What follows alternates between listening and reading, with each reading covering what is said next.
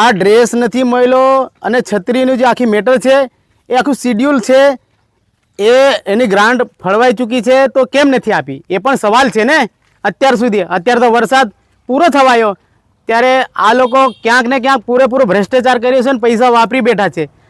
એ લોકો ભ્રષ્ટાચાર કરી જ દીધો છે, ખુલ્લે આમ વાપરી જ નાખ્યું છે નાણું, તો પછી ક્યાંથી બાળકોને પ્રોત્સાહન કરવાના છે? તો ખુલ્લે આમ દેખાઈ રહ્યું છે ને આ મેટર બહાર આવી છે તો અમે કહીએ છીએ એની પૂરી તપાસ થવી જોઈએ. અમે તો કહીએ છીએ અધિકારીને આજને આજ તાત્કાલિક બરતરફ કરવું, સસ્પેન્ડ કરવું જોઈએ, જેથી કરીને અન્ય અધિકારીઓ આવું ભ્રષ્ટાચાર ન કરે. અમારી વિનંતી છે. નહીં તો અમે અહીંયાના તમામ સ્કૂલના વિદ્યાર્થીઓને એલર્ટ કરશું અને કલેક્ટર ઓફિસ પુસ્તકો સાથે બેસી ધરણા કરવાની ચીમકી આપીએ છીએ. અમે તાત્કાલિક ધોરણે સરકાર એક્શન લઈને બરતરફ કરવું જોઈએ, સસ્પેન્ડ કરવું જોઈએ.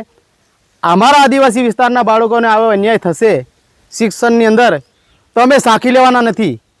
ભૂતકાળમાં ઘણા બધા લાખો કરોડો રૂપિયાનો કૌભાંડ કર્યા ભ્રષ્ટાચારે અત્યારે પણ ખુલ્લેઆમ છોટાઉદેપુર જ દેખાય છે આ લોકોને કે છોટાઉદેપુર વિસ્તારની અંદર અહીંના બાળકોને શિક્ષણ નબળું છે અને અહીંને શિક્ષણ એકદમ નીચું છે.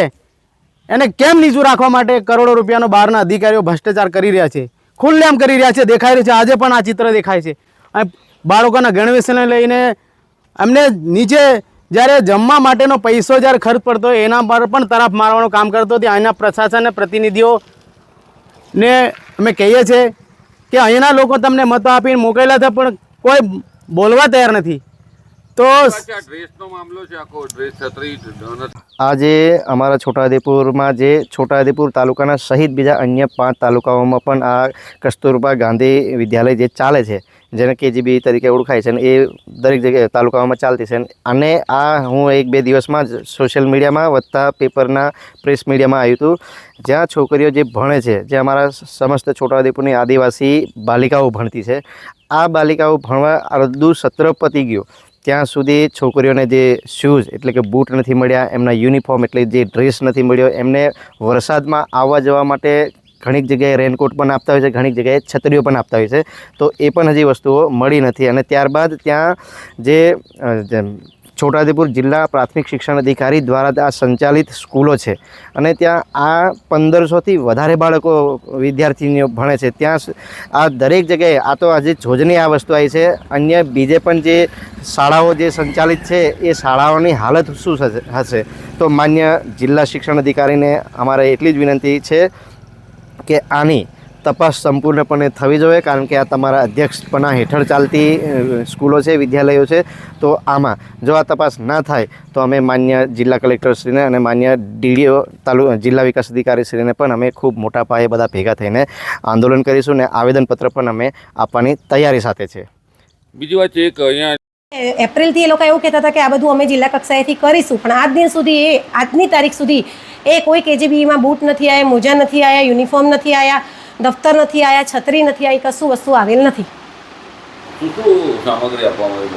દીકરીઓને બધી જ જરૂરિયાતની વસ્તુઓ આપવાની હોય છે.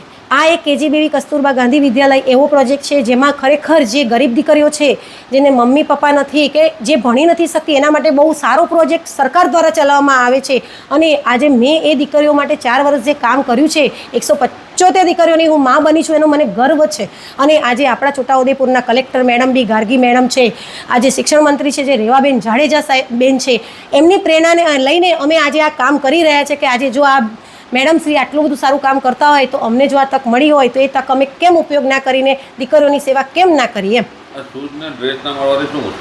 આજે દીકરીઓને ઘણી બધી મુશ્કેલ પડે છે. ચોમાસાની ઋતુમાં છત્રી નથી આવી, આજે દીકરીઓ પલળતી જાય છે. તો આજે જે ઋતુમાં જે વસ્તુની ઉપયોગ હોય એ વસ્તુ એ સમયે ના મળે તો પછી આપવાનો કોઈ મતલબ છે નહીં. આજે ગણવેશ છે, યુનિફોર્મ છે કે ડ્રેસ છે કે દફતર છે, કોઈ વસ્તુ આજે મળી નથી. તો એ દીકરીઓને આજે કેટલી બધી 3 મહિનાથી સ્કૂલો ચાલુ થઈ ગઈ છે તો કેટલી તકલીફ પડતી હશે એ તમે સમજી શકો છો.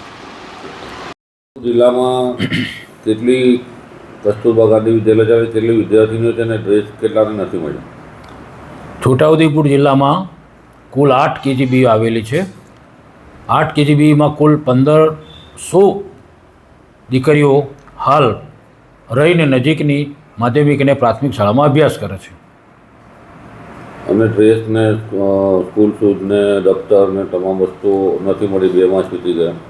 KGB કક્ષાએ તમામ KMCએ જે બાળકોને મળતી નોટબુક, અન્ય તમામ સામગ્રી ખરીદવાની અમે ઓલરેડી ત્યાં છૂટ આપેલી છે. અને જે ગણવેશની વાત આવે છે તેમાં એક જે ડ્રેસ જે છે એ પણ એ લોકોએ ખરીદીને આપી દીધેલો છે. બાકીના જે વધારાના જે યુનિફોર્મ છે એ અહીં ગાડી બીડ કરેલી છે. બીડની કાર્યવાહી અત્યારે ચાલુ છે. એ બીડની કાર્યવાહી પૂર્ણ થઈથી એ પણ દીકરીઓને પહોંચાડવામાં આવશે. સાહેબ બીજો